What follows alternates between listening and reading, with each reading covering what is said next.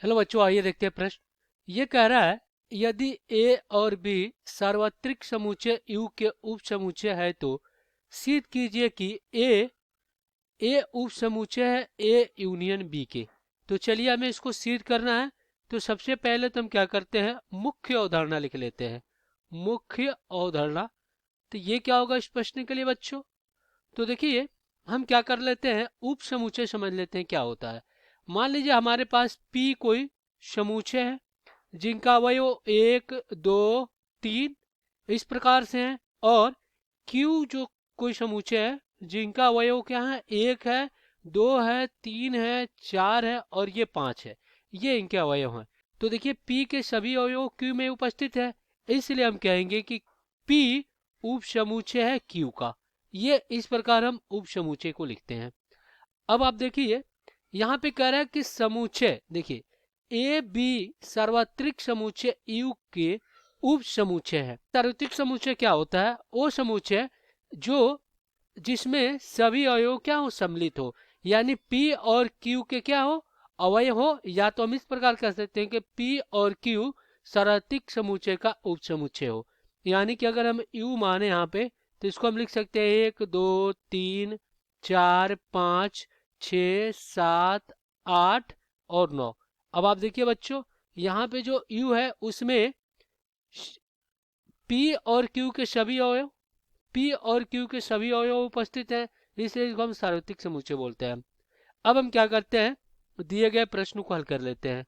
तो देखिए हम क्या करेंगे, एक समुच्चय लेंगे अपने तरफ से, मान लेते हैं 1 2 3 और 4 है, ये हमारे ए के समुच्चय है। और इसी प्रकार हम बी एक समुच्चय लेते हैं जिनका वो 1 2 3 4 5 6 है। अब यहाँ पे हम कह सकते हैं कि ए उप समुच्चय बी का, क्योंकि ए के सभी अवयव क्या है, बी में उपस्थित है। अब इतना हो गया। अब हमें सार्वत्रिक समुच्चय यू लेना है। तो यू हम इस प्रकार लेंगे, मान लीजिए 1 2 3 4 5 6 7 8 और फिर आपका क्या है, 9 है। तो देखिए यू का उप समुच्चय ए और बी है, क्योंकि ए और बी का सभी समुच्चय की सभी अवयव क्या है, यू में उपस्थित है। तो इस प्रकार ये यू हो गया। अब हम क्या करते हैं, अपने प्रश्न पे आते हैं। तो यहाँ पे कह रहा है कि समुच्चय ए उप समुच्चय है ए यूनियन बी का। तो सबसे पहले तो हमें ए यूनियन बी निकालना है। तो ए यूनियन बी क्या होता है, ए यूनियन बी होता है वो समुच्चय होता है जिनमें ए और बी के सभी अवयव क्या होते हैं, सम्मिलित होते हैं, और कोई भी अवयव रिपीट नहीं होता है, यानी दोबारा नहीं रखा जाता है। तो देखिए यहाँ पे क्या हो जाएगा, 1 2 3 4, ये तो दोनों दोनों समुच्चय में है 4 तक, और ये 5 6 भी है। तो यहाँ पे 5 और 6, ये आपका हो गया ए यूनियन बी। अब देखिए कह रहा है कि ए यूनियन बी का उप समुच्चय है ये, ए यूनियन बी का उप समुच्चय है ये, ए हमें बताना है। तो देखिए ए के जो अवयव है 1 2 3 4, ये आपका किस में उपस्थित है, 1 2 3 4 ए यूनियन बी में उपस्थित है।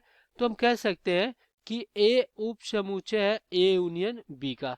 यहाँ से ये सिद्ध हो जाता है। तो यहाँ पे लिखेंगे चूंकि चूंकि समुच्चय चूंकि समुच्चय समुच्चय ए के समुच्चय ए के अवयव समुच्चय ए के अवयव ए यूनियन बी में उपस्थित है, इसलिए इसलिए ए उप समुच्चय ए उप समुच्चय कहलाएगा ए यूनियन। तो यही हमें सिद्ध करना था। तो आशा करते हैं बच्चों ये प्रश्न आपको समझ में आया होगा। धन्यवाद।